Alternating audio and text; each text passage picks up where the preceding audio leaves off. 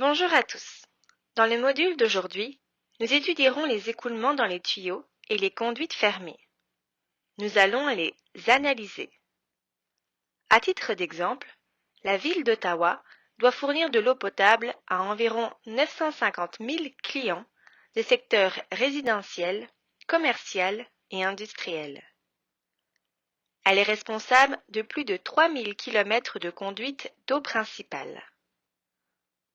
Au Canada, le transport du pétrole et du gaz naturel représente plus de 840 000 km de pipelines de transport, de collecte et de distribution. Cela représente plus de 117 000 km de canalisation de grand diamètre pour le transport.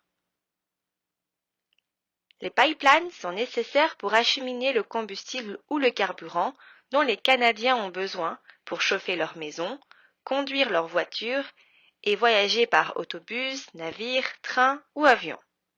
Sans ça, notre vie serait complètement différente.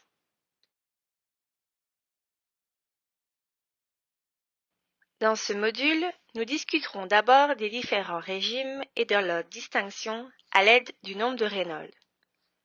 Par la suite, nous verrons la notion de région d'entrée, ce qui nous mènera à discuter de différents types d'écoulements, soit les écoulements laminaires, de transition et turbulents. Nous allons voir également de quelle façon il est possible d'estimer les pertes de charge lors d'un écoulement en conduite fermée. La vitesse du fluide dans un tuyau est de 0 sur les parois en raison de la condition de non-glissement et passe à un maximum au centre du tuyau. Dans les écoulements de fluide, il faut travailler avec la vitesse moyenne. Celle-ci reste constante dans un écoulement incompressible si la section transversale de la conduite est constante. Pour la répartition des contraintes de cisaillement, comme nous l'avons vu dans le premier module, la vitesse est maximale dans l'axe central. Comme la dérivée de la vitesse est nulle, la contrainte de cisaillement l'est également.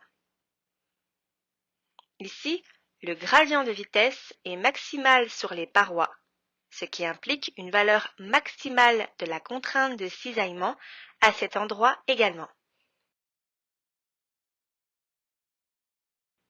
Mais comment ces distributions sont affectées en conditions d'écoulement réel? Comme nous l'avons vu avec l'analyse dimensionnelle dans le module 7, dans un écoulement en conduite, il y a un nombre non dimensionnel qui joue un rôle critique. Il s'agit bien sûr du nombre de Reynolds. Nous allons parler de ce paramètre en détail dans ce module. Voici le lien d'une vidéo permettant de mieux comprendre le passage d'un écoulement laminaire à turbulent qui survient lors d'une augmentation de vitesse d'un écoulement. Grâce à l'injection d'un colorant dans le volume de contrôle, technique couramment utilisée dans l'étude des écoulements, Osborne-Reynolds a découvert un critère pour caractériser les régimes d'écoulement. À faible vitesse, la traînée de colorant reste relativement droite et uniforme. Au fur et à mesure que les débits augmentent, les particules de colorant se détachent les unes des autres. On se trouve dans un écoulement dit de transition. Au-delà d'un certain débit, on observe des turbulences. Le colorant se disperse complètement dans l'eau du tube. On est en écoulement turbulent. Le nombre de Reynolds peut être calculé avec 4 équations différentes. Ces équations sont équivalentes car on peut partir d'une formule et en déduire les autres. Ces formules sont présentées dans le premier encadré en jaune. En pratique, il est difficile de prédire avec certitude à quelle valeur du nombre de Reynolds l'écoulement dans un tuyau passera soudainement d'un écoulement laminaire à un écoulement de transition. Pour la plupart des applications d'ingénierie, l'écoulement laminaire d'un fluide newtonien commence à se transformer en écoulement de transition lorsque le nombre de Reynolds se situe autour de 2300. On est en écoulement de transition entre 2300 et 4000 et on est en écoulement turbulent lorsque le nombre de Reynolds est supérieur à 4000. Considérons maintenant un fluide entrant dans un tuyau circulaire à une vitesse uniforme. En raison de la condition anti-glissement, les particules de fluide dans la couche en contact avec la paroi du tuyau s'arrêtent complètement. Cette couche provoque également un ralentissement progressif des particules de fluide dans les couches adjacentes en raison du frottement. Pour compenser cette réduction de vitesse, la vitesse du fluide au niveau de la section médiane du tuyau doit augmenter pour maintenir le débit massique constant à travers le tuyau. Par conséquent, la distribution de la vitesse dans le tuyau va changer et prendre une forme parabolique telle qu'illustrée sur la figure ici. La couche limite de vitesse, ou simplement couche limite, est la région dans laquelle les effets de force de cisaillement visqueuse causés par la viscosité du fluide se font ressentir. La surface limite hypothétique divise l'écoulement dans un tuyau en deux régions. On a d'une part la région de la couche limite, dans laquelle les effets visqueux et les changements de vitesse sont significatifs, et on a d'autre part la région d'écoulement rotationnel, dans laquelle les effets de frottement sont négligeables et où la vitesse reste essentiellement constante dans le sens radial. L'épaisseur de cette couche limite augmente avec le sens de l'écoulement jusqu'à ce que la couche limite atteigne le centre du tuyau et le remplisse complètement. La vitesse sera pleinement développée un peu plus loin en aval. La région d'entrée hydrodynamique représente la région allant de l'entrée du tuyau au point auquel le profil de vitesse est complètement développé. La longueur de cette région est appelée la longueur d'entrée hydrodynamique. Elle est dénotée par LH. L'écoulement dans la région d'entrée est appelé écoulement à développement hydrodynamique car c'est la région où le profil de vitesse se développe. La région au-delà de la région d'entrée dans laquelle le profil de vitesse est entièrement développé et reste inchangé est appelée la région hydrodynamique entièrement développée. L'écoulement est dit pleinement développé lorsque le profil de température normalisé reste également inchangé. Un écoulement hydrodynamique entièrement développé est équivalent à un écoulement entièrement développé lorsque le fluide dans le tuyau n'est pas chauffé ou refroidi, puisque la température du fluide dans ce cas reste presque constante tout au long du trajet. La longueur de transition ou d'entrée, L', est une fonction du diamètre du tuyau D et du nombre de Reynolds. On peut faire une estimation de cette longueur à l'aide de l'équation L' égale 0,06 fois le nombre de Reynolds fois D. En utilisant le critère d'écoulement laminaire dans les canalisations vues précédemment, soit pour un nombre de Reynolds plus petit que 2300, on peut dire que la limite supérieure de la longueur d'entrée L' sera équivalent à 138 fois le diamètre de la conduite. Cela représente une distance assez longue. Par exemple, pour une conduite de 150 mm de diamètre, L' serait de 20,7 mètres.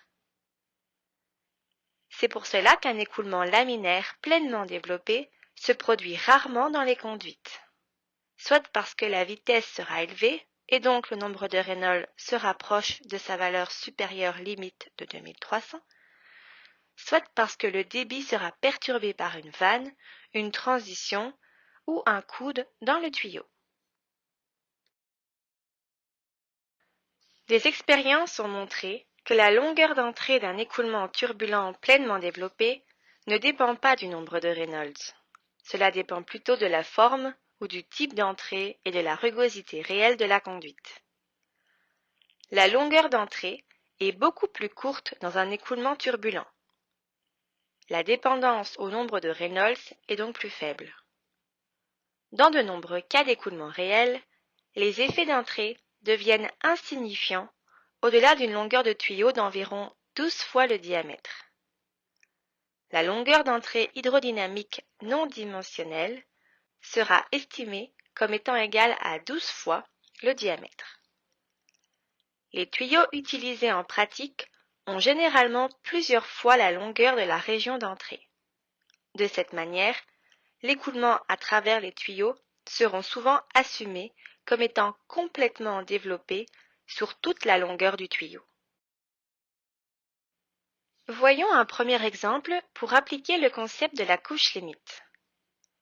Si le débit à travers un tuyau de drainage de 150 mm de diamètre présenté à la figure suivante est de 0,0062 m3 par seconde, déterminez le régime d'écoulement, laminaire ou turbulent, si le fluide est de l'eau ou si c'est de l'huile. Déterminez la longueur d'entrée pour développer le débit s'il s'agit entièrement d'huile. Prenez comme viscosité de l'eau et de l'huile celle indiquée. L'écoulement est classé grâce au nombre de Reynolds. La vitesse moyenne de l'écoulement est simplement obtenue en divisant le débit par l'aire de la section, comme nous l'avons fait à maintes reprises dans le cours. On obtient une vitesse de 0,3508 mètres par seconde. On peut utiliser cette vitesse pour calculer le nombre de Reynolds de l'eau. On obtient 58 600. Il s'agit donc d'un écoulement turbulent. Pour l'huile, qui est beaucoup plus visqueuse, on obtient un nombre de Reynolds de 1491. Il s'agit d'un écoulement laminaire dans ce cas. Dans le cas de l'huile, la région d'entrée est d'approximativement 13,4 mètres.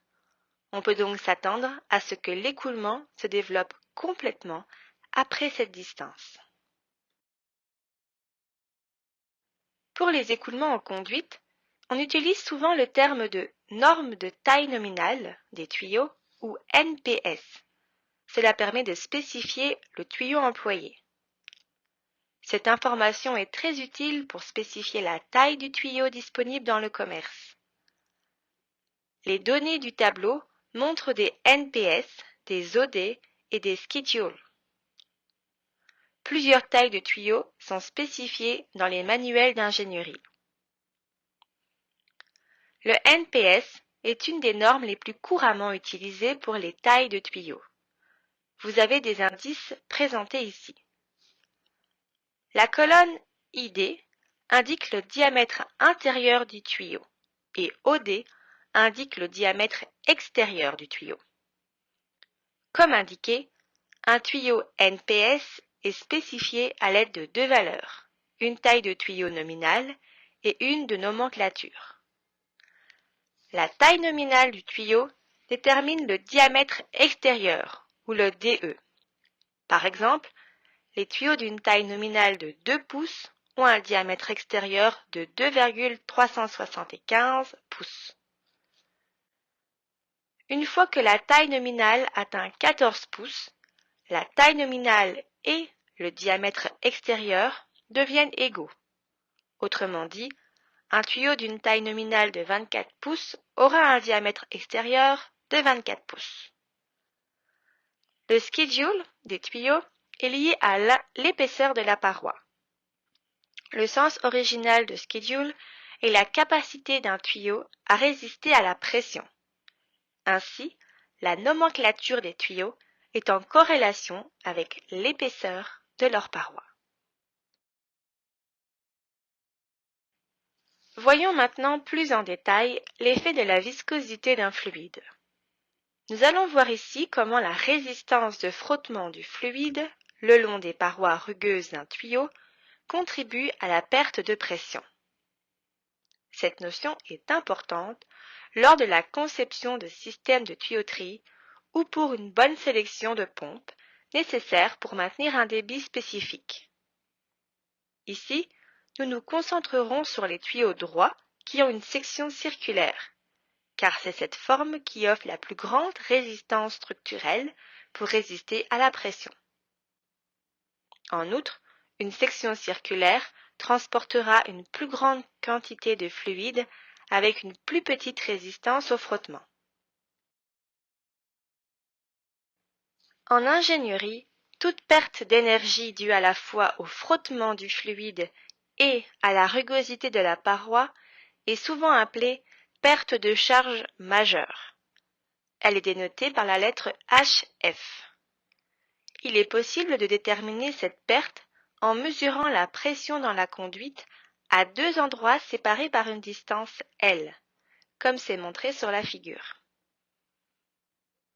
Si on applique l'équation d'énergie à un volume de contrôle s'étendant entre ces deux points, alors, si on a un écoulement incompressible constant, on peut utiliser l'équation de Bernoulli, la simplifier et obtenir une expression pour le terme de perte de charge. On obtient donc que HF est égal à la différence de pression entre les deux points divisé par le poids spécifique du fluide gamma.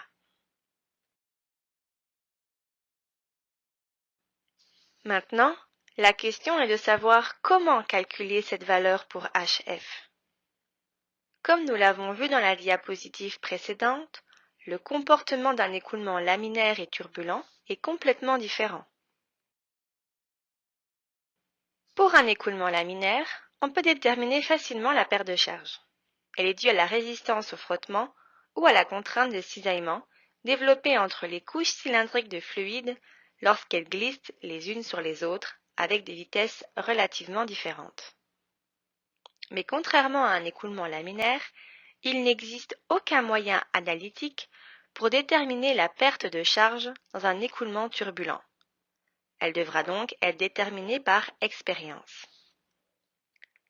Reynolds a découvert que pour un écoulement laminaire, la perte de charge par frottement dans un tuyau est proportionnelle à la vitesse, tandis que pour un écoulement turbulent, la perte de charge est proportionnelle au carré des vitesses.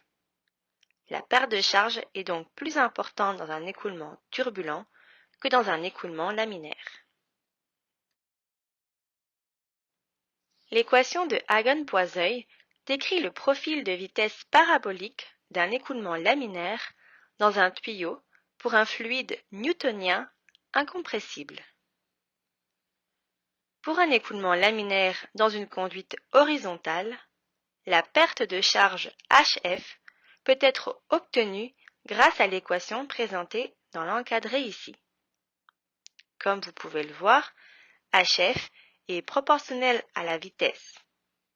Par conséquent, la perte de charge reliée au cisaillement pour un écoulement laminaire peut être calculée en fonction de la vitesse.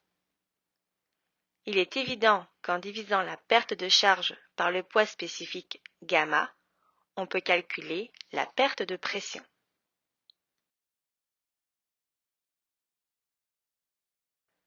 Voici donc l'équation du profil de vitesse pour un écoulement laminaire dans une conduite. C'est l'équation C. Cette équation sera utilisée pour estimer les pertes de charge dues au frottement HF. Voyons un exemple. De l'huile ayant une viscosité dynamique de 6 × 10 exposé en -4 mètres carrés par seconde circule dans une conduite de 15 cm à un taux de 0,020 m3 par seconde. Quelle est la perte de charge par 100 mètres de longueur de la conduite? Il faut d'abord vérifier si l'écoulement est laminaire. Pour ce faire, on doit calculer la vitesse et ensuite calculer le nombre de Reynolds. La vitesse est obtenue en divisant le débit par l'aire de la section. On obtient une vitesse de 1,13 m par seconde. On calcule ensuite le nombre de Reynolds. on obtient 283, ce qui est largement inférieur à 2300. On a donc un écoulement laminaire. On utilise ensuite l'équation de Hagen-Poiseuil pour estimer la perte de charge entre deux points se situant à une distance de 100 mètres. Tous les paramètres présents dans l'équation sont connus. On trouve donc une perte de charge de 9,83 mètres pour une distance de 100 mètres dans la conduite. Voyons un troisième exemple. De l'huile s'écoule dans un tuyau de 25 mm de diamètre avec une vitesse moyenne de 0,3 mètres par seconde. Étant donné que la viscosité est de 4,8 fois 10 exposé en moins 2 kg par mètre seconde et que la densité est de 800 kg par mètre cube, calculez la chute de pression sur une longueur de 45 mètres et la vitesse maximale ainsi que la vitesse à 5 mm de la paroi du tuyau. Pour débuter, on calcule le nombre de Reynolds. On obtient 125, ce qui nous permet de conclure qu'on est encore une fois dans un écoulement laminaire. À l'aide de l'équation de Hagen-Poiseuil, on trouve les paires de charges reliées au frottement sur une longueur de 45 mètres. On obtient une perte de charge de 4,228 mètres.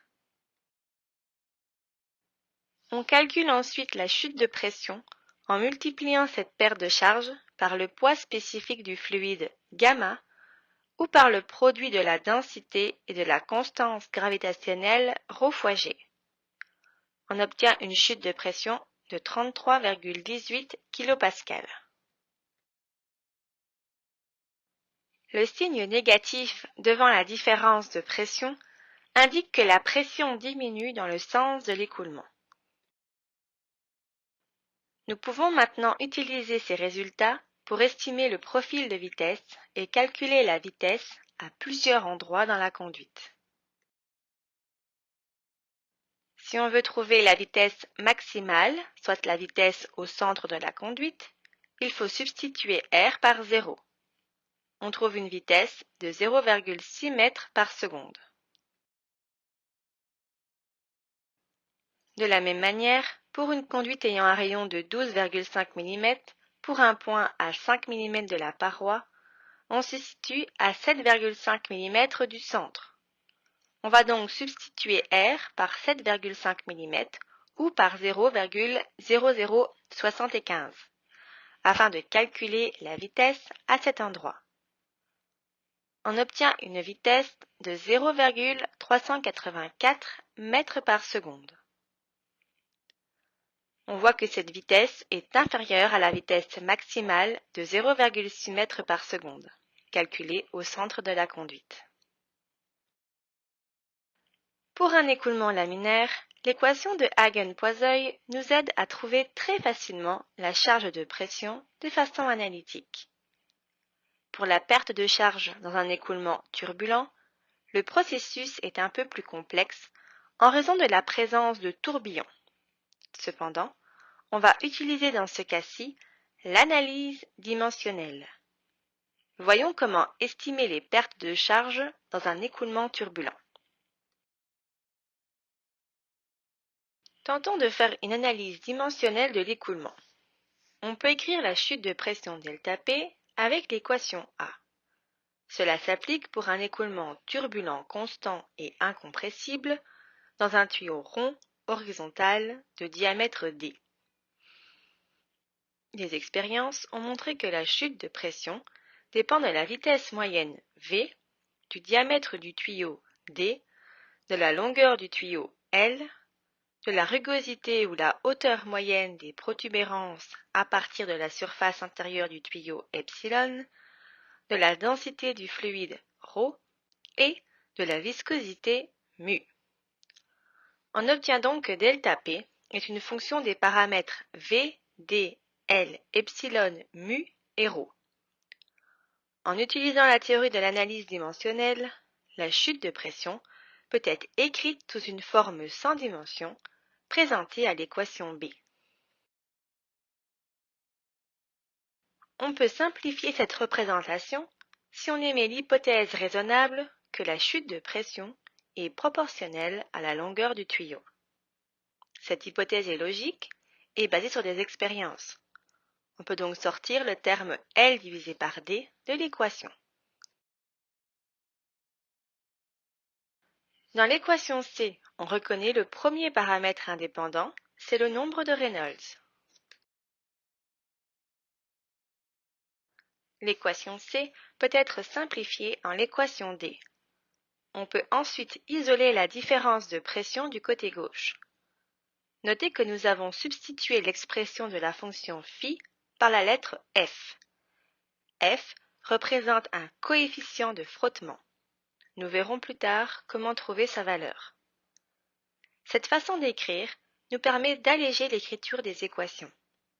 Gardez en tête que F dépend du nombre de Reynolds et de la rugosité relative epsilon sur D. On arrive donc à l'équation E qui exprime la différence de pression entre deux points séparés par une distance L. Avec l'équation de Bernoulli, on peut obtenir la perte de charge. On va ainsi diviser l'équation E par ρ fois G ou par gamma. On obtient l'équation F. Le terme à gauche de l'équation représente ici la perte de charge due à la friction, soit HF. L'équation G porte le nom d'équation de Darcy-Weisbach. Nous allons souvent nous en servir pour estimer les pertes de charge dues au frottement dans les écoulements turbulents. On peut donc obtenir HF avec l'équation de Darcy-Weisbach.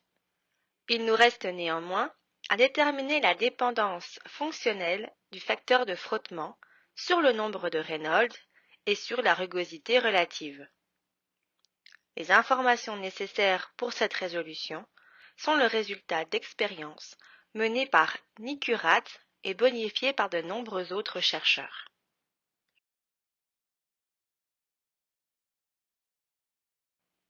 Les résultats expérimentaux de Nikurat, en particulier ses mesures de distribution de vitesse, ont été utilisés par von Karman et Prandtl pour compléter leurs propres travaux sur les couches limites turbulentes.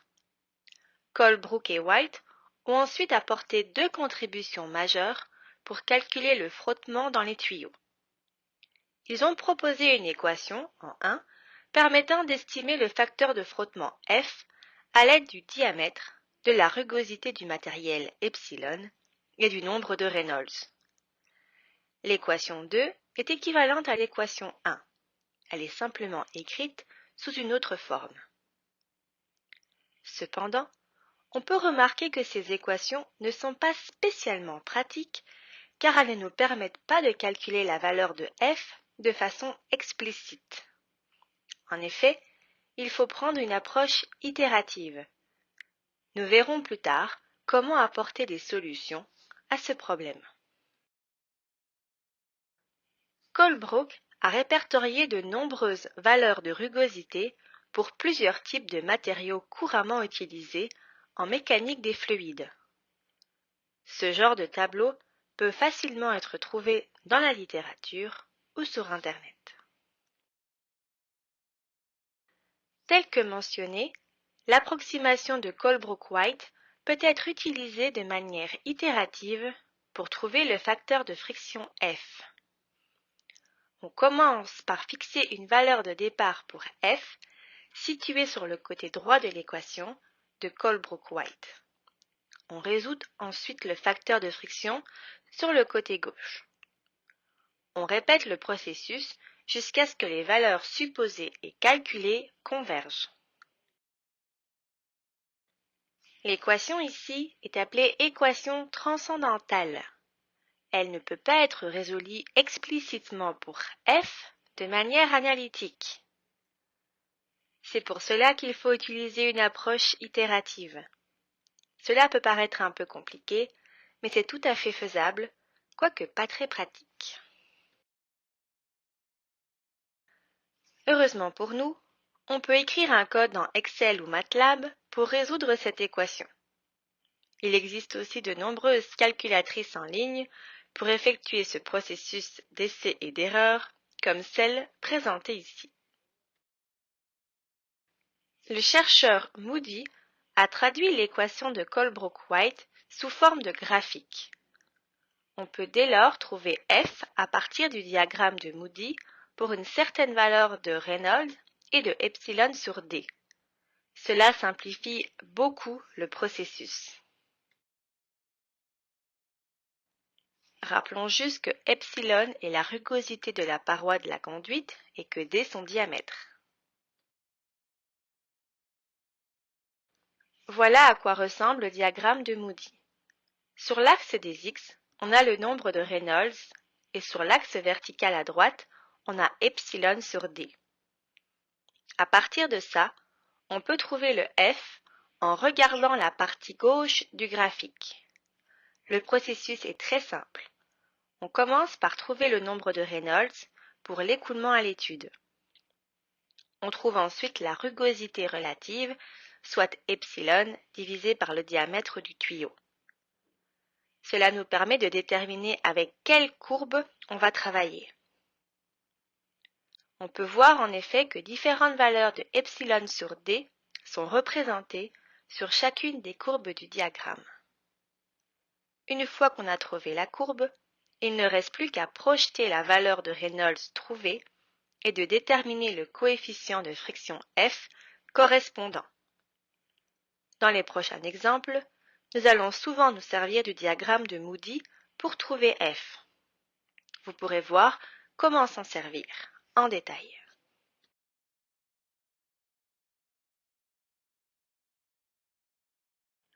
Remarquez aussi que le diagramme de Moody comporte plusieurs régions.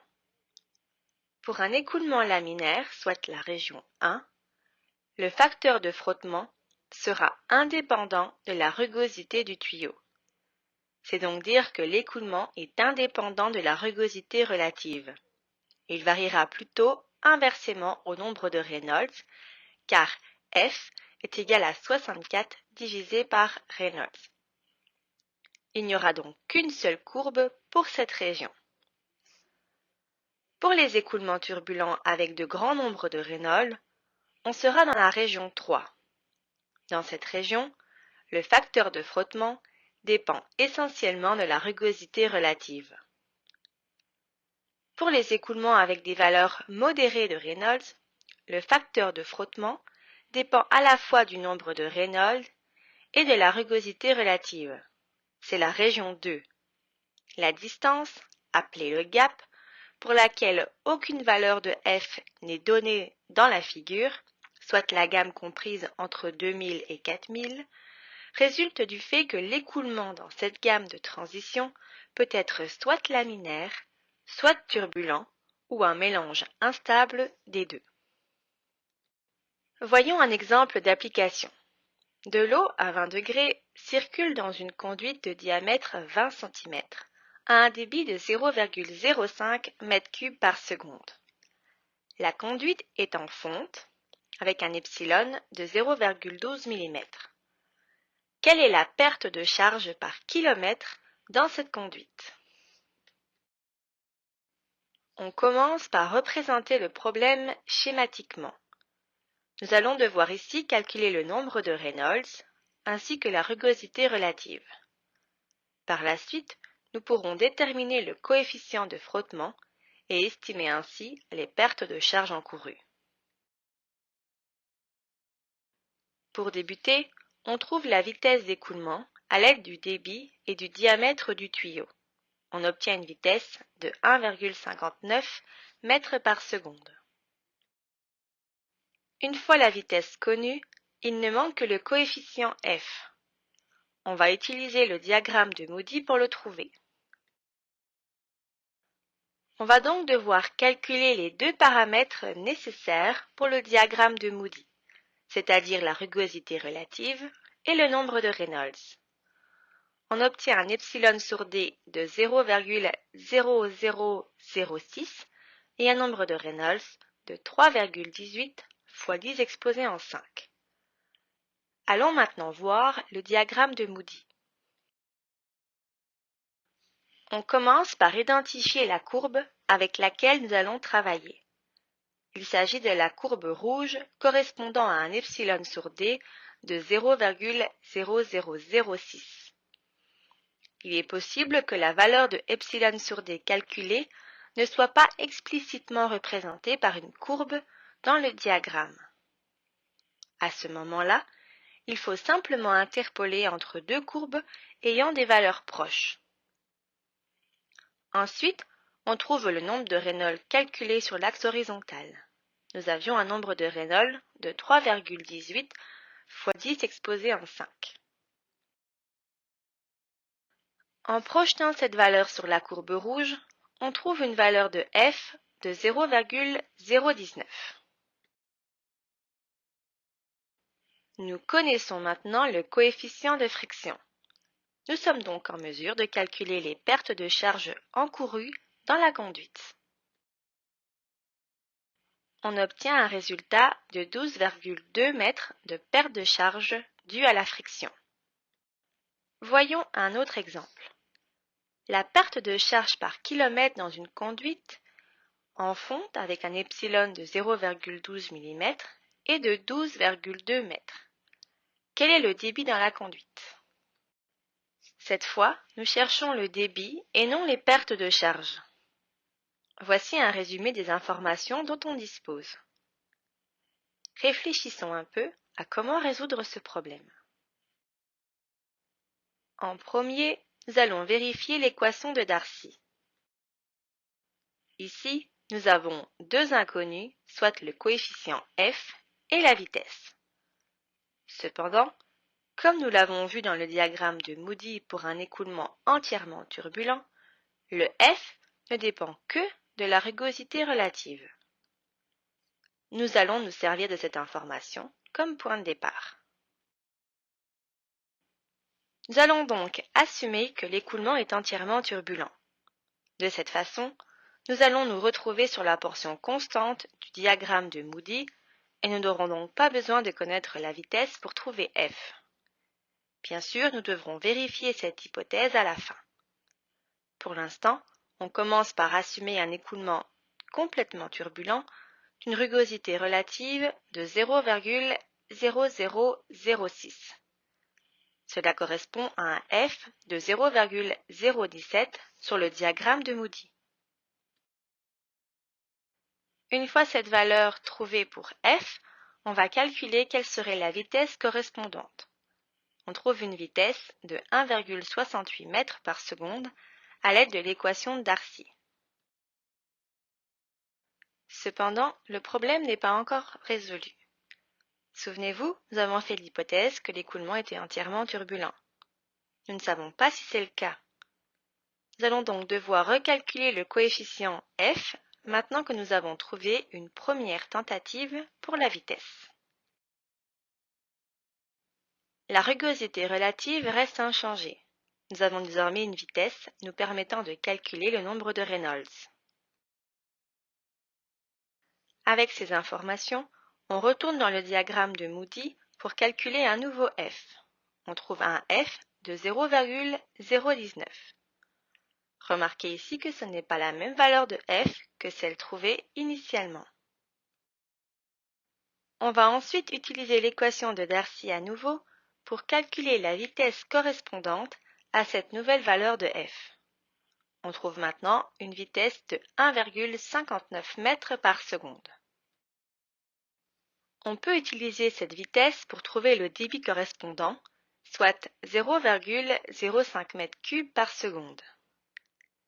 Idéalement, nous aurions dû utiliser la dernière valeur de vitesse trouvée afin de recalculer le nombre de Reynolds et vérifier le f à l'aide du diagramme de Moody et ainsi de suite.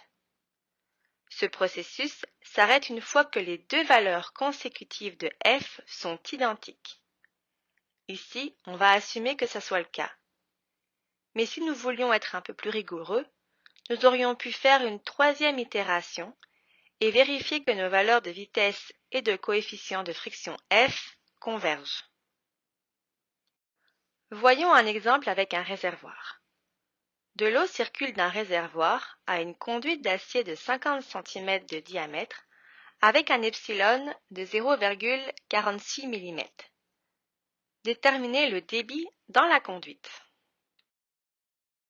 Commençons par appliquer l'équation de Bernoulli entre la surface du réservoir, le point 1, et la sortie, au point 2. En simplifiant quelques termes, notamment la pression et la vitesse au sommet du réservoir, on se retrouve avec F et V comme inconnus, une fois de plus. On va à nouveau assumer être en écoulement entièrement turbulent. On calcule epsilon sur D, ce qui nous donne 9,2 fois 10 exposé à moins 5. À l'aide du diagramme de Moody, en restant dans la portion constante du diagramme, on trouve un F de 0,012. En substituant la valeur de F dans notre équation d'énergie de départ, on trouve une vitesse au point 2 de 10,74 mètres par seconde. Tout comme l'exemple précédent, nous devons maintenant vérifier l'hypothèse et recalculer une valeur de F plus précise. À l'aide de la vitesse, on trouve un nombre de Reynolds de 5,37 fois 10 exposé en 6. Avec le diagramme de Moody, on obtient une valeur de F égale à la première, soit 0,012. L'hypothèse est vérifiée. Nous pouvons donc prendre cette valeur comme valeur finale. On utilise la vitesse de 10,74 mètres par seconde pour trouver le débit dans le tuyau, qui est de 2,1 mètres cubes par seconde. Voyons un autre exemple. Quelle taille de tuyau en fonte asphaltée, avec un epsilon de 0,005, est nécessaire pour transporter de l'eau à un débit de 3 pieds cubes par seconde avec une perte de charge de 4 pieds par 1000 pieds de tuyau. Dans cet exercice, nous cherchons plutôt le diamètre de la conduite et on connaît la perte de charge et la vitesse, et donc le débit. Commençons par vérifier l'équation de Darcy. En substituant ce que l'on connaît dans l'équation, on peut voir qu'il y a encore deux inconnus, soit F et D. Notez ici que nous avons remplacé la vitesse pour l'exprimer en termes de diamètre, puisqu'on nous a donné le débit. Nous allons devoir, une fois de plus, faire un processus itératif. Commençons par prendre une valeur de f arbitraire. Prenons par exemple un f de 0,015. À l'aide de l'équation de Darcy, on trouve un diamètre hypothétique de 0,968 pieds. Vérifions si ces valeurs fonctionnent. Maintenant que nous avons un diamètre, nous pouvons trouver la vitesse et le nombre de Reynolds. On trouve une vitesse de 4,08 pieds par seconde et un nombre de Reynolds de 3,26 fois 10 exposé en 5. On calcule ainsi une rugosité relative epsilon sur D de 0,00043. Maintenant que nous disposons d'informations un peu plus précises, nous allons pouvoir chercher une valeur de f plus précise également.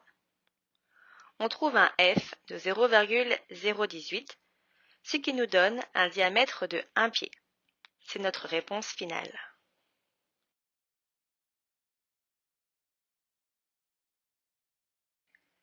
Revenons à nos systèmes de conduite. On peut y rencontrer 6 variables. L, qui est la longueur du tuyau, epsilon, qui est la rugosité de la paroi, nu, qui est la viscosité cinématique du fluide, D, le diamètre du tuyau, Q, le débit volumique, et enfin HF, qui est la perte de charge due au frottement.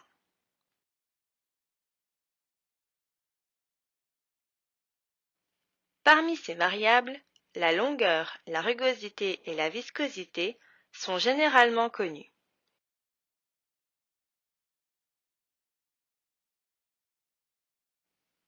Notez bien sûr que la vitesse et le débit sont liés par l'équation Q égale V fois A.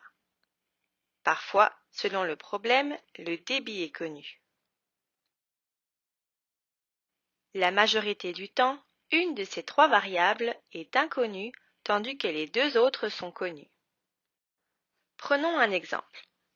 Comme le montre la figure suivante, du pétrole brut à 140 degrés Fahrenheit avec un gamma de 53,7 livres par pied au cube et un mu de 8 fois 10 exposé en moins 5 livres fois seconde divisé par des pieds au carré, environ 4 fois la viscosité de l'eau, est pompé à travers l'Alaska via le pipeline de l'Alaska.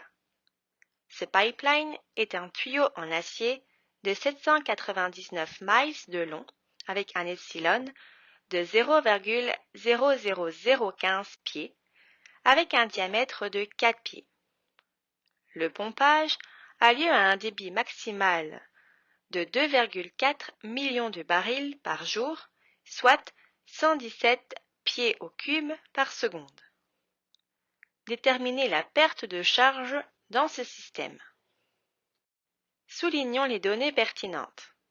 Ici, il faut déterminer le HF alors que l'on connaît le débit Q et le diamètre D. Nous allons utiliser l'équation de Darcy. Attention ici, la valeur du L est donnée en miles. Il faut la convertir en pieds. Le coefficient de transformation du miles en pieds est de 5280. L est donc égal à 4,218 fois 10 exposé en 6 pieds. La vitesse peut être calculée en utilisant le débit. On trouve une vitesse de 9,31 pieds par seconde. En ayant epsilon sur D et le nombre de Reynolds, nous sommes capables de calculer le coefficient F grâce au diagramme de Moody. Cela nous donne une valeur de 0,0128 pour F. On peut mettre maintenant toutes ces valeurs dans l'équation de Darcy et calculer HF. On trouve des pertes de charge de 18 169 pieds. Prenons un autre exemple. De l'air, chauffé à 1 atmosphère et à 35 degrés Celsius, doit être transporté dans une conduite en plastique circulaire de 150 mètres de long, E égale 0, à un débit de 0,35 mètres cubes par seconde. Si la perte de charge dans la conduite ne doit pas dépasser 20 mètres, déterminez le diamètre minimum de la conduite. Identifions les paramètres du fluide pour la température donnée. Cela peut être fait à l'aide de plusieurs ouvrages de référence ou simplement en faisant une recherche rapide sur Internet. On trouve une densité et une viscosité de l'air à une température de 35 degrés Celsius présentées ici. On résume ensuite les autres données du problème. Rappelez-vous que nous voulons trouver le plus petit diamètre de la conduite nous permettant de ne pas dépasser 20 mètres de perte de charge. Nous allons utiliser ici aussi l'équation de Darcy. Remplaçons les informations disponibles dans l'équation. La vitesse peut être calculée par V égale à Q divisé par A. Puisque la valeur de D est inconnue, on obtient une vitesse comme étant une fonction en termes de diamètre D. Les valeurs de L et de HF sont données dans le problème. Donc en remplaçant ces variables et la vitesse dans l'équation de Darcy, on obtient une équation reliant F et D telle que montrée ici. Encore une fois, nous avons deux paramètres inconnus, soit F et D. Nous allons devoir utiliser un processus itératif pour trouver la solution. Ici, on a deux possibilités. Soit on sélectionne une valeur pour D, on fait le calcul et on vérifie les résultats jusqu'à ce que la solution converge, soit on considère que le fluide est entièrement turbulent. À ce moment-là, la valeur de Reynolds est indépendante et on peut calculer le F avec la valeur de epsilon divisé par D. On choisit ici la deuxième approche. On trouve que F vaut 0 0,008 pour un écoulement entièrement turbulent. Une fois F connu, on peut calculer le D. On obtient un D de 0,227 mètres. Si on substitue ce résultat dans l'équation 1, on peut trouver la vitesse. On obtient une vitesse de 8,65 mètres par seconde. En utilisant cette nouvelle vitesse, on calcule ensuite le nombre de Reynolds. Et on retourne enfin dans le diagramme de Moody pour trouver le nouveau F. On trouve un F de 0,0159. Remarquez que cette nouvelle valeur de F est considérablement différente de la valeur trouvée initialement. Par conséquent, nous devons recalculer le diamètre et la vitesse en utilisant le nouveau F. On utilise donc l'équation de Darcy à nouveau. Avec la nouvelle valeur de F, on trouve un D de 0,261 mètres et une vitesse de 6,55 mètres par seconde. Encore une fois, on recalcule le nombre de Reynolds. Et on retourne dans le diagramme de Moody pour vérifier la nouvelle valeur de F. Cette fois, on trouve un F égal à 0,018. La nouvelle valeur est encore une fois différente de la précédente. Notre solution n'a donc pas encore convergé. Il faut continuer le processus itératif. On calcule donc les nouvelles valeurs de T et de V, ainsi que le nouveau nombre de Reynolds. On retourne dans le diagramme de Moody une dernière fois. Par chance, on trouve le même coefficient F qu'à la dernière étape cette fois-ci. Cela indique que notre solution a convergé et que nous pouvons arrêter nos calculs. Le diamètre minimal requis est donc le dernier diamètre que nous avons calculé, soit 0,267 mètres ou 267 mm. Voyons un exemple pour calculer le débit. Un système de protection contre les incendies se compose d'un château d'eau et d'une colonne montante de 80 pieds, comme le montre la figure suivante. Le tuyau le plus long du système mesure 600 pieds. La rugosité de la conduite est de 0,0017 pieds. Le tuyau contient un robinet vanne. Les pertes mineures peuvent être négligées. Le diamètre du tuyau est de 4 pouces. Déterminez le débit maximal en gallons par minute passant à travers ce tuyau. Soulignons les données importantes. Dans ce problème, nous cherchons à trouver le débit. En écrivant l'équation de Bernoulli entre la section 1 et 2 et en simplifiant les termes nuls, on obtient l'équation 1.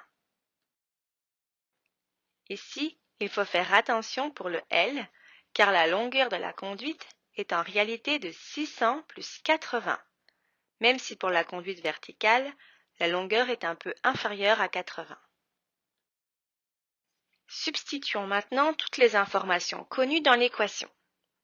Comme vous pouvez le voir avec l'équation 2, il y a à nouveau deux inconnus, soit F et V. Encore une fois, nous allons considérer un écoulement turbulent et utiliser le diagramme de Moody pour estimer F. Pour ce faire, nous allons tout d'abord calculer epsilon sur D, ce qui nous donne 0,005. On obtient donc un F de 0,03.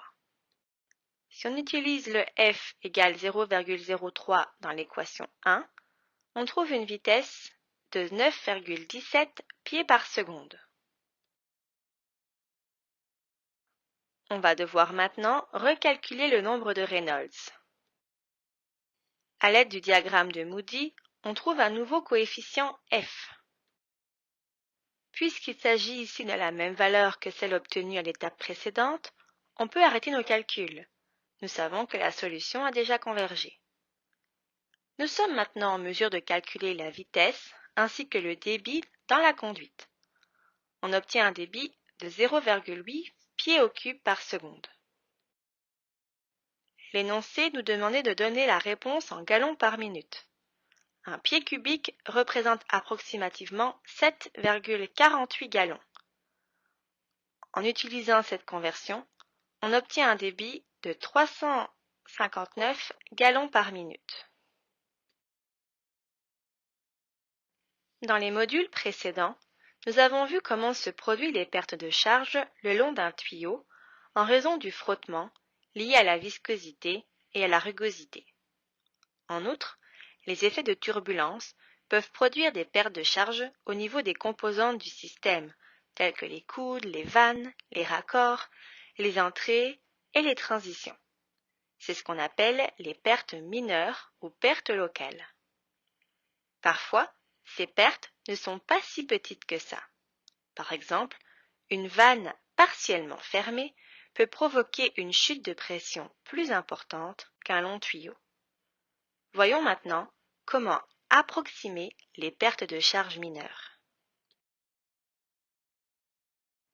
Les pertes mineures sont le résultat d'un mélange turbulent de fluide accéléré à l'intérieur d'une connexion lorsque le fluide la traverse. Les tourbillons qui sont produits sont transportés en aval où ils se désintègrent et génèrent de la chaleur avant que l'écoulement laminaire ou turbulent pleinement développé ne soit rétabli. Nous allons maintenant apprendre à approximer ces pertes dynamiques comme nous l'avons fait dans le cas d'une perte majeure. Les pertes de charge locale subviennent dans des valves, des coudes, des contractions, des expansions, des jonctions, etc. Si on a su mettre en régime turbulent, la perte mineure, mesurée, est généralement donnée sous forme d'un rapport de charge de vitesse. On peut donc écrire les pertes de charge avec la forme générale présentée ici.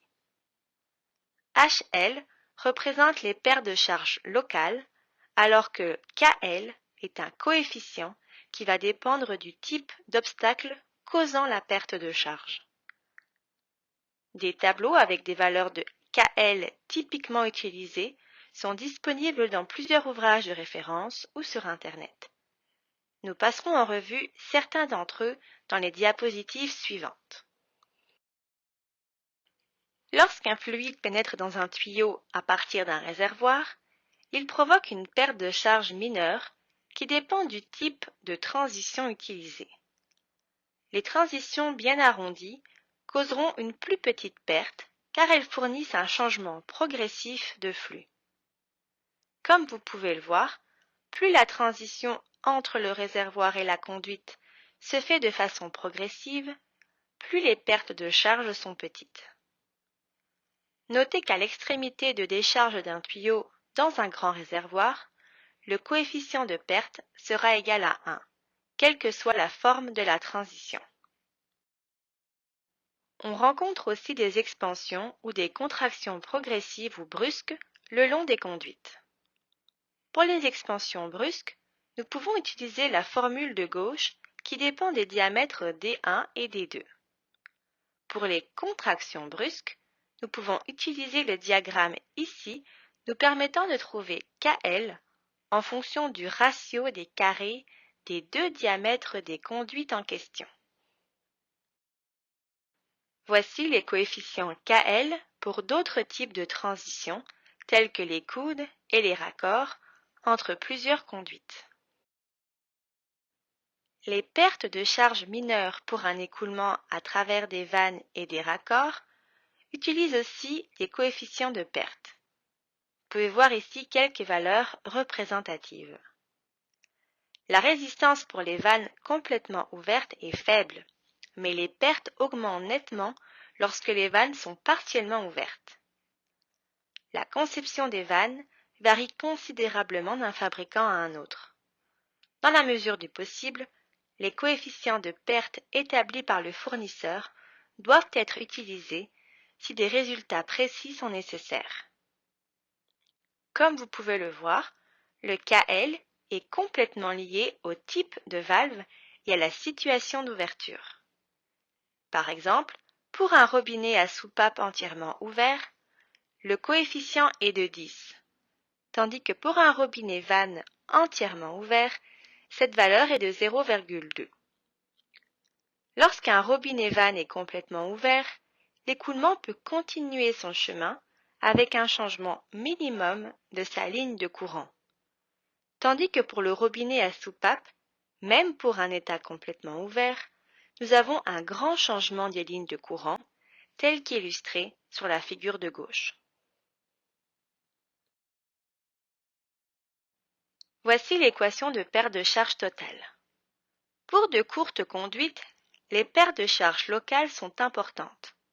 Mais pour les conduites très longues, les pertes de charge locales peuvent souvent être ignorées car elles sont très petites par rapport aux pertes dues à la friction.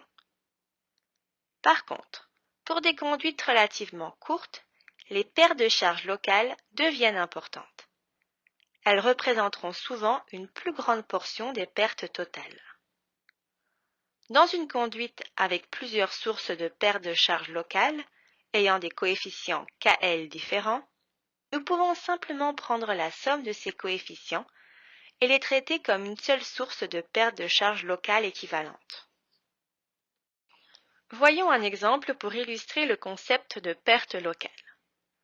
Lorsque le robinet à soupape en B de la figure ci-dessous est complètement ouvert, l'eau s'écoule à travers le tuyau en fonte de 65 mm de diamètre avec une vitesse de 2 mètres par seconde. Déterminez la pression dans la conduite en A. Prenez la densité de l'eau et la viscosité comme indiqué ici. On commence par trouver le coefficient de friction F. Pour cela, on calcule le nombre de Reynolds et epsilon sur D. À l'aide du diagramme de Moody, on trouve un coefficient F de 0,029. Maintenant, pour les pertes mineures, nous avons un coude dont le coefficient KL est de 0,9, ainsi qu'un robinet à soupape dont le coefficient KL est de 10. Donc, pour exprimer les pertes totales, nous devons faire la somme des pertes de friction et des pertes locales. Les pertes de friction sont obtenues grâce à l'équation de Darcy. C'est le premier terme de HL. Les pertes locales dues au coude et au robinet à soupape représentent les deux autres termes de l'équation. On peut voir que les coefficients KL 0,9 et 10 multiplient un facteur commun, soit la charge de vitesse V au carré divisé par 2 fois G. Nous pouvons donc les regrouper ensemble pour un coefficient commun en les additionnant simplement. Les pertes dues à la friction sont donc de 0,9096 mètres et les pertes locales sont de 2,222 mètres, ce qui donne un total de 3,132 mètres de perte de charge. Notons que tout au long de la conduite, l'aire de la section demeure inchangée. On peut donc assumer que la vitesse d'écoulement demeure inchangée tout au long de la conduite également, du point A au point C. Nous sommes maintenant en mesure d'utiliser les paires de charges calculées afin de trouver la pression au point A, ce qui était demandé dans l'énoncé. Pour ce faire, il suffit d'appliquer l'équation de Bernoulli entre les points A et C. En substituant les termes connus, il ne reste plus qu'à calculer la pression au point A. On obtient une pression de moins 28 kPa. Voyons un autre exemple. On peut également utiliser la longueur équivalente pour décrire les pertes mineures des vannes et des raccords. Cela est dénoté par L équivalent divisé par D. Pour cela, il faut convertir la perte dans un raccord ou une vanne en une longueur de tuyau équivalente L équivalent. Cela produit la même perte majeure que celle due à son coefficient de perte mineure KL. Le coefficient L équivalent peut être calculé à l'aide du coefficient KL, du diamètre D et du coefficient de friction F, tel que montré dans l'encadré ici. Voyons un exemple de longueur équivalente. Déterminez le diamètre requis du tuyau en fer galvanisé, présenté dans la figure suivante, si le débit initial au point C doit être de 0,475 m3 par seconde lorsque le robinet vanne en A est complètement ouvert.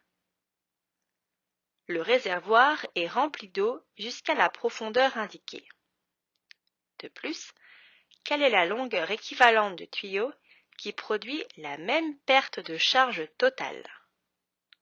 On fournit aussi les valeurs de epsilon pour la densité de l'eau et pour sa viscosité. Pour commencer, nous allons calculer la vitesse d'écoulement à l'aide du débit et de l'air de la section. Puisqu'on cherche le diamètre, nous allons simplement exprimer cette vitesse en fonction du diamètre calculé plus loin. Appliquons l'équation d'énergie entre les points B et C, soit les points à la surface du réservoir et à la sortie du tuyau. Ici, plusieurs éléments dans l'équation vont s'annuler dans les deux termes de pression. Nous allons devoir estimer les pertes de charge majeures et mineures.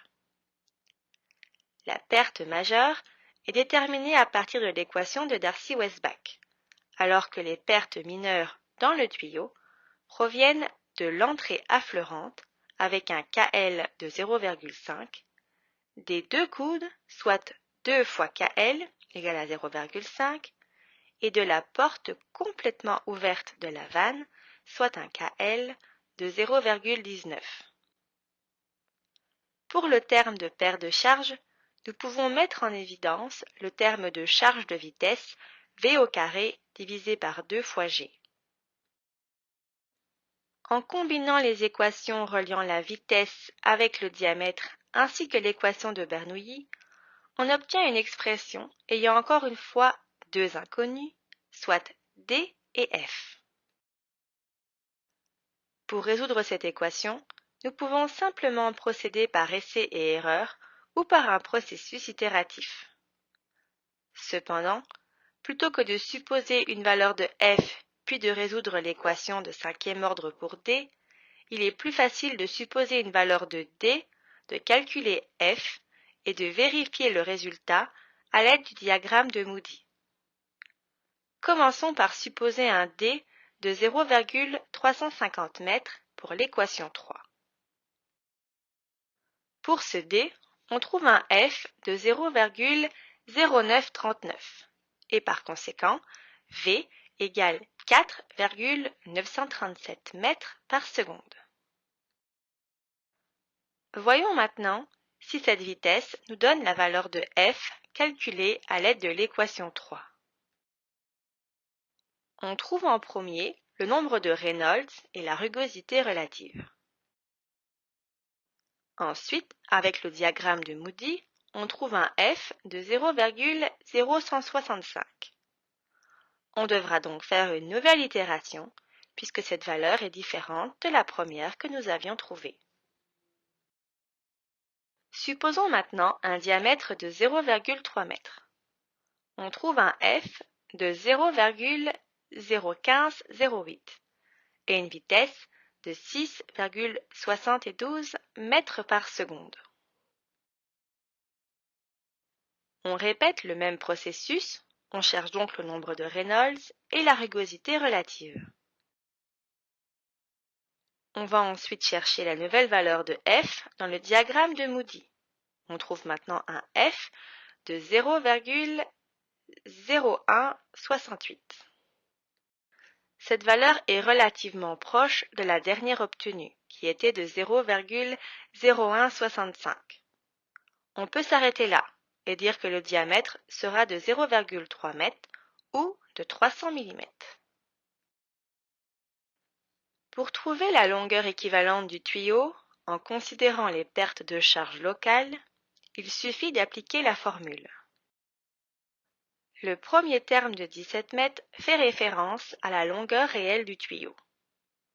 On a ensuite 3 termes qui représentent chacun des pertes de charge locales, soit l'entrée dans le tuyau, les 2 coudes et la vanne ouverte. Pour atteindre les mêmes pertes de charge dans un tuyau sans perte locale, tout en ayant le même matériel et le même diamètre, il faudrait avoir un tuyau de 66,5 mètres. Voyons un autre exemple. L'eau, dont on fournit la densité et la viscosité, est pompée entre 2 réservoirs à 0,2 pieds cubes par seconde au travers 400 pieds de tuyaux de 2 pouces de diamètre. On rencontre plusieurs pertes mineures, comme le montre la figure ici. Le rapport de rugosité epsilon sur D est de 0,001. Calculez la puissance de la pompe requise. Tout d'abord, calculons la vitesse à l'aide du débit et de l'air. On obtient une vitesse de 9,17 pieds par seconde. On commence par appliquer l'équation de Bernoulli entre les 2 surfaces de réservoir. On peut éliminer les termes nuls, soit les pressions et les vitesses. Ici, il est important de faire la distinction entre la vitesse au sommet du réservoir, qui est nulle, et la vitesse d'écoulement dans les conduites. Lorsqu'on calcule les paires de charges, puisque celles-ci sont provoquées dans la conduite, il faut utiliser la vitesse d'écoulement dans la conduite et non celle au sommet du réservoir. Puisqu'on cherche la charge requise de la pompe, on peut tout de suite isoler ce terme et commencer à calculer les autres termes inconnus. Du côté droit, on aura donc les 2 élévations de 120 et de 20 pieds, ainsi que les paires de charges majeures et mineures encourues dans la conduite. À l'aide de la vitesse, on trouve le nombre de Reynolds ainsi que la rugosité relative. Avec le diagramme de Moody, on trouve le coefficient F correspondant. On peut maintenant substituer le tout dans l'équation de Bernoulli et calculer la charge de la pompe. On obtient une charge de 185 pieds. On peut aussi trouver la puissance associée à cette charge, soit 2300 pieds-livres par seconde. On peut convertir cette puissance en termes de puissance en chevaux, horsepower. On obtient alors 4,2 horsepower. Voyons encore 3 exemples. Accrochez-vous. La gouttière et le tuyau d'évacuation lisse de la figure suivante évacue de l'eau de pluie du toit d'un bâtiment. Le tuyau d'évacuation lisse mesure 7 cm de diamètre. Lorsque la gouttière est pleine, estimez le taux de vidange. La gouttière est conçue pour supporter un orage soudain pouvant atteindre 5 in par heure. Pour cette condition, quelle est la surface maximale du toit pouvant être drainée avec succès? Comme d'habitude, on commence par écrire l'équation d'énergie et on élimine les termes nuls, soit ici les 2 pressions, car on considère que les points 1 et 2 sont ouverts à l'atmosphère. De plus, on peut dire que la vitesse au sommet de la gouttière est nulle, car on traite cette partie comme étant un réservoir. L'équation se simplifie et on obtient une expression ayant 2 inconnus, soit la vitesse à la sortie et le coefficient F. On doit procéder par itération. On commence par donner une valeur arbitraire à F, soit 0,02. La vitesse résultante obtenue est de 6 mètres par seconde. En utilisant cette nouvelle vitesse, on trouve le nombre de Reynolds et on calcule la rugosité relative. Ici, la rugosité du matériel est donnée comme étant nulle. La rugosité relative est dès lors nulle également. On va utiliser donc la courbe lisse du diagramme de Moody. on trouve une valeur de F de 0,0135. La vitesse obtenue pour un F de 0,0135 vaut 6,77 mètres par seconde. On pourrait réaliser une autre itération, mais on peut dire ici que le résultat est assez précis. Si on prend cette vitesse comme réponse finale, on trouve un débit correspondant de 0,026 mètres cubes par seconde. Calculons maintenant la vitesse à laquelle une pluie de 5 pouces par heure s'accumule sur le toit. En transformant les pouces en mètres et les heures en secondes, l'accumulation de pluie représente 3,53 fois 10 exposé en moins 5 mètres par seconde. Nous devons donc trouver l'air du toit maximal tel que les gouttières soient en mesure de décharger cette pluie. On a calculé la décharge maximale précédemment, c'est-à-dire lorsque la gouttière est pleine. Elle est de 0,026 m3 par seconde. Nous allons maintenant devoir trouver l'air du bâtiment qui fera en sorte que la pluie accumulée corresponde à ce débit. Donc, l'air maximal du toit sera donné par le débit divisé par la vitesse d'accumulation de la pluie. On obtient une aire de 740 mètres carrés. Avant-dernier exemple. Un camion-citerne doit être rempli de fioul à une densité de 920 kg par mètre cube et un mu de 0,045 kg par mètre seconde, à partir d'un réservoir souterrain à l'aide d'un tuyau en plastique de 20 mètres de long et de 5 cm de diamètre. L'entrée est légèrement arrondie et on a deux coudes de 90 degrés. La différence d'élévation entre le niveau d'huile dans le réservoir et le sommet de la citerne, où le tuyau est déchargé, est de 5 mètres. La capacité de la citerne est de 18 mètres cubes et son temps de remplissage est de 30 minutes. En prenant le facteur de correction d'énergie cinétique au refoulement du tuyau à 1,05 et en supposant une efficacité globale de la pompe de 82%, déterminer la puissance d'entrée requise pour la pompe. Encore une fois, on commence par écrire l'équation d'énergie et on simplifie tous les termes nuls. Puisque le camion est rempli à partir du réservoir, le point 1 sera situé à la surface du réservoir et le point 2 sera situé au point d'entrée du camion. En éliminant les termes nuls, on obtient cette expression. Le débit doit satisfaire l'exigence pour que la citerne soit remplie en 30 minutes. On a donc que le débit doit être égal au volume de la citerne divisé par 30 minutes, ce qui nous donne 0,01 m3 par seconde. Pour le tuyau de 5 cm de diamètre, cela correspond à une vitesse de 5,093 mètres par seconde. Avec la vitesse connue ainsi que la rugosité lisse du tuyau, on peut trouver le coefficient de friction F. Avec le diagramme de Moody, on trouve un F égal à 0,037. Avec ces informations, on peut maintenant calculer les pertes de charge encourues dans le tuyau. Remarquez ici que les pertes de friction sont calculées avec le coefficient F et que les pertes locales sont calculées avec les coefficients KL à 3 endroits dans la conduite.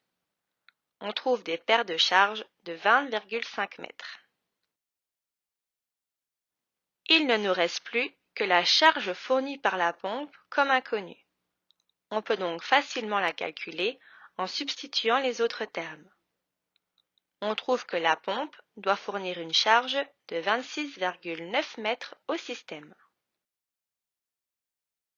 Cette charge correspond à 2,96 kW de puissance.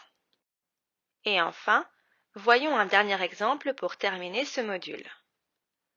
Dans une centrale hydroélectrique, de l'eau à 20 degrés est amenée à une turbine à raison de 0,8 m3 par seconde par une conduite en fonte de 200 mètres de long et de 0,35 m de diamètre.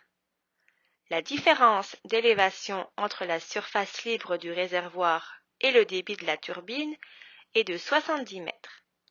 Le rendement combiné turbine-alternateur est de 84%. Sans tenir compte des pertes mineures dues au grand rapport longueur sur le diamètre, déterminer la puissance électrique de cette centrale. Encore une fois, on débute avec l'équation de l'énergie.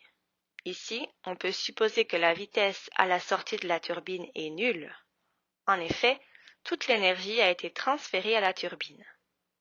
On peut donc exclure de l'équation plusieurs termes tels que les pressions et les vitesses. Notez ici que nous devrons considérer la vitesse dans le tuyau pour calculer les pertes de charge, même si les vitesses au point 1 et 2 sont nulles. En effet, celle dans la conduite ne l'est pas. On simplifie l'équation et on obtient que la charge fournie à la turbine est donnée par la différence d'élévation entre les deux points moins les pertes de charge encourues dans la conduite.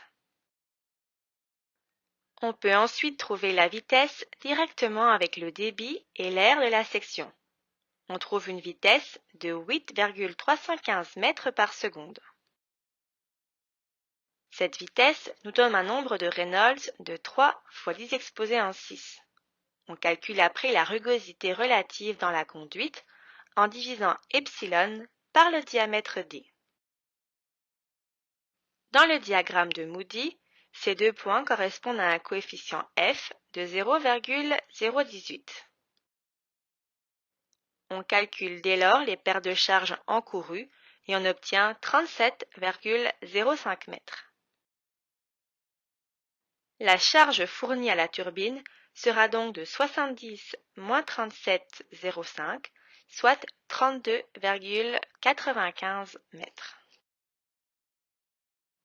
Cette charge correspond à une puissance de 217 kW. Notez qu'ici, le rendement de la turbine est de 84%. Il a été pris en compte.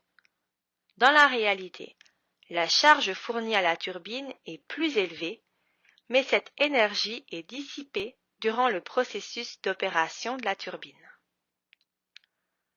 Voilà ce qui termine notre module 9. Félicitations pour votre attention. Ce module n'était pas très compliqué, mais il y avait beaucoup d'exemples. Bonne semaine de cours à tous et bon travail.